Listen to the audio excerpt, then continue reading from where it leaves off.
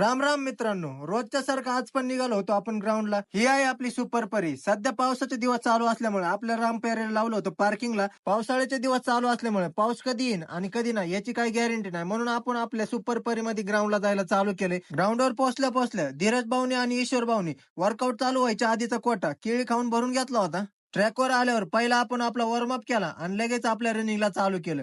आता झाली होती आपली रनिंग करून. आज फक्त आपण 5 किलोमीटर रनिंग केली. 5 किलोमीटर रनिंग झाल्याच्या नंतर पाय जरा जाम झाले होते, म्हणून इकडे आलो होतो आपण स्ट्राइड मारायला. सगळ्यांनी मग 5-6 स्ट्राइड मारल्या आणि रनिंगचा वर्कआउट तिथं संपवला. रनिंगचा वर्कआउट झाला होता. आता आपल्याला बाकीचा वर्कआउट करायचा होता. तर बाकी राहिलेला वर्कआउट करायला आलो होतो. इकडे आल्यावर पहिला वन लेग अप घेतला होता. पाय इतके जड पडले होते की पाय उचलत सुद्धा नव्हते. त्यानंतर इकडे हृदय भाऊने आणि अजय भाऊने लगेच घेतले साईड सिटअप मारायला. त्यांचं बघून हे दोघं पण चालू झाले आणि त्यांचं बघून मग आम्ही पण मारायला लागलो. आता झालं होतं सगळं वर्कआउट करून. थोडासा ॲपचा वर्कआउट केला आणि लुजनिंग केली आणि घरी निघालो.